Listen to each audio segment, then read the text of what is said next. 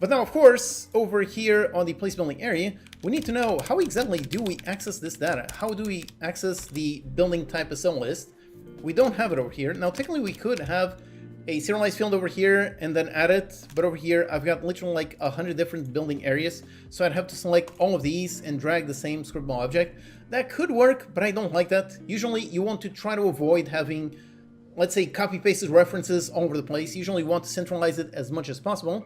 So on this, one thing that I really like whenever I have this kind of problem, the problem where I need to reference something in my code, but I don't have it here. So how do I get an easy access to a reference, any kind of reference in my code? Whenever I do that, then there's a really nice pattern that I like to use, and it is something that I call asset references. Even though actually this is quite fun. This is actually something that it's a pattern that I've used myself for literally over a decade at this point, like 2 decades. Yeah, I'm pretty sure I started using this in Flash.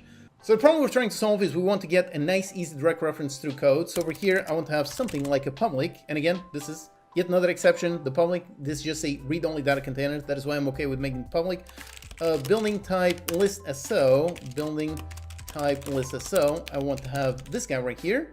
And then I want to access it somehow. And thankfully, one way to access is I can make a static asset references an instance and with a get and a private set. So I can use a simple singleton pattern. On awake, I do this, instance equals this. So I can use the singleton pattern, and then over here, now I can actually use that. I can go inside the asset references, the instance, and I can grab the building type list SO.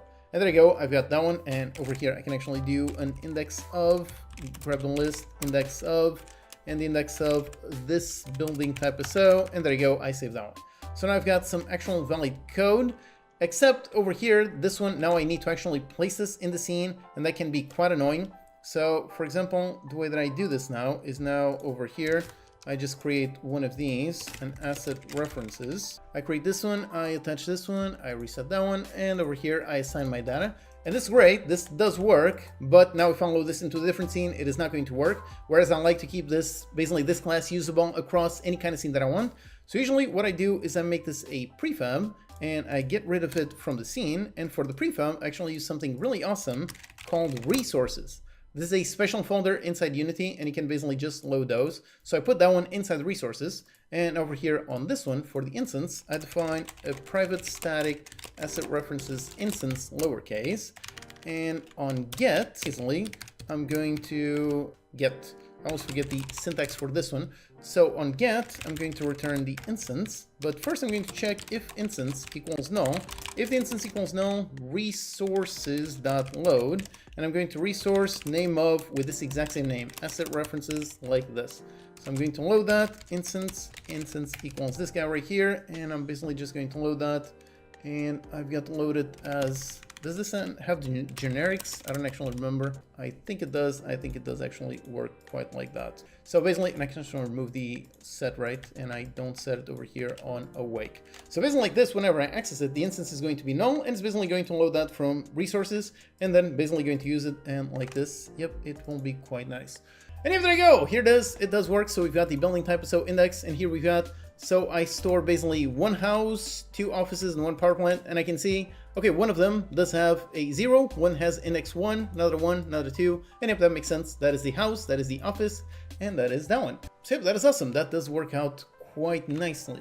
Problem with asset refs is if you have 10,000 assets versus automating self-assignment. Are you talking about my asset references? Yes, one issue with this method is that anything that you put here is going to be automatically loaded into memory, so you can't really use this to store like a billion different textures, a billion different meshes, because all of those are going to be loaded into memory, whether they're being used in the current thing or not. So yes, that is one thing to keep in mind when it comes to this pattern. But usually I don't find that to be an issue, because usually I don't really have references to that many meshes or textures. So yes, but yeah, very well thought, because yeah, that is definitely something that could be an issue over here. Okay, anyways, so we've got here, we've got the city builder, and over here, I don't know if I do have a reference to that. I don't have.